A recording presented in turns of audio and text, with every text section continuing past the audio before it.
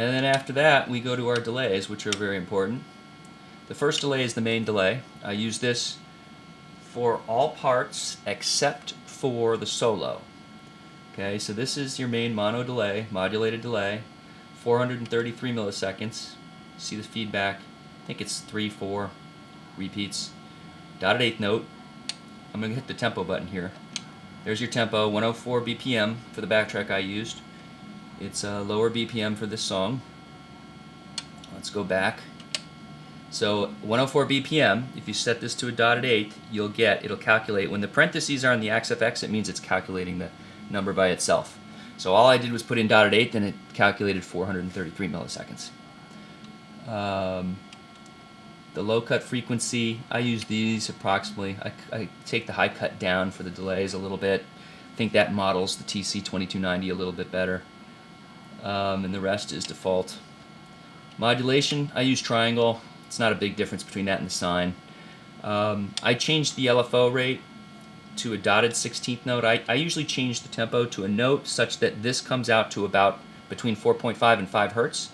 That's generally a rule for Edge. I'm not saying he uses it, but he seems to have his rate on his modulation somewhere between 4.5 and 5 on most songs, not all. So I always set the note to get this rate to come out between 4.5 and 5, depending on what the BPM is. So if the BPM is different, you have to change it to a different note value to get into the same range, but that's what I do. Depth, I got some good modulation in here, 39%. And I only have one LFO, I don't have the other going. Okay, the rest is really not being used on this. The mix for this is pretty high. I've got it at 44.5%, at least for the axe. That might not, it seems to work for me. Depending on what gear you're using, you might do something lower or higher.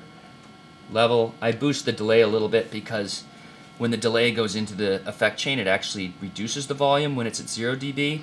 So I try to even it out with the original signal. So this is why I boost the level a little bit.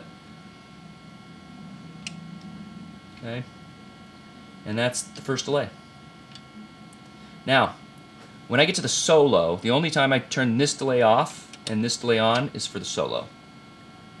And this is just from one sighting that I got from some other people from the Vertigo tour.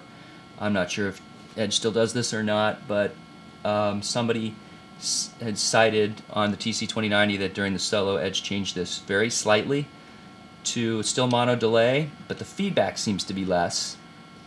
And the time goes to 450 milliseconds, which is not any particular note value at 104 BPM. It's just slightly longer than the 433. In fact, the human ear probably isn't going to be able to discern it too much. So frankly, you don't even have to do this. You can just keep it at 433, but what I do recommend is take down the feedback a little bit.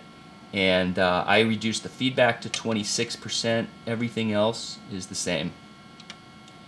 Okay, that's the main thing. The feedback and the mix is lower. Okay, you'll see the mix is 37, not 44.5. So it's just a more subtle delay during the solo, so you let the solo notes kind of take over a little bit more than the main delay. Level 3 again, the rest is the same for the mix. The mod is the same, I think. You'll see triangle. That's all the same. The modulation is all the same. Standard kind of Edge mod. But the time was, again, the delay, it went by reducing the feedback, you're actually reducing the volume, not just the number of the repeats, you're actually reducing the volume of the repeats, because what that 26% means is that the first, you have a note value, a note amount, the next repeat will be 26% of the volume of the last one. And that's why you get the decreasing volume of each repeat. If you have this at 100%, then it'll be 100% of the first repeat, and then the second repeat will be 100% of the last repeat, and it'll repeat forever. So this is essentially the way the reason the feedback is in percentage is because it's really dictating the proportional volume of the last of the repeat compared to the previous repeat. So the higher you have this, the more repeats you have, and then the higher the volume of the initial repeats, if that makes any sense.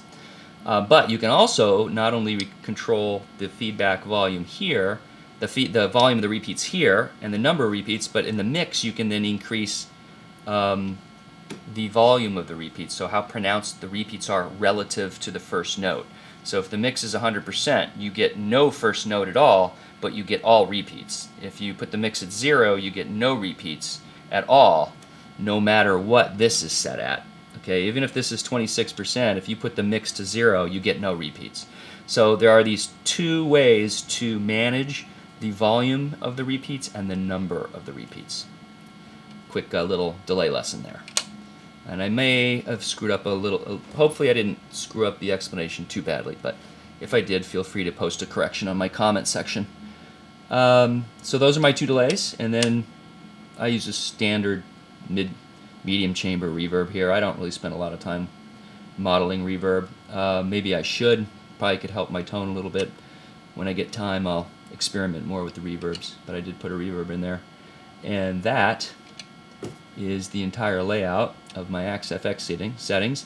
That setting is already uploaded to the file section of the U2 Guitar Tutorials group on Yahoo. So if you have an XFX and you'd like this preset, just make sure you're a member of U2 Guitar Tutorials group on Yahoo. And I always just request a preset and I will post it. I'm happy to share all this work with everyone else. Not a problem at all. So, and if you have improvements to it, feel free to post the improvements. Just remember that these presets can change tone depending on your guitar. If you use a Strat with this preset, it's not going to work very well. So I used a Gibson Les Paul Custom with PAF. It was an 80s guitar and it had PAF patent. Forget what it stands for. Patent applied for is stamped on the front of the pup, to the extent that means anything. And there you go. So that is part 2, maybe part 3, because this is a little long, of the tutorial for Until the End of the World. The next tutorial I'll start building up the tone from clean guitar and show you how these presets sound. And I'll also show you how I modeled the OD2. And then we'll go through the song note by note as we usually do. Knock it off.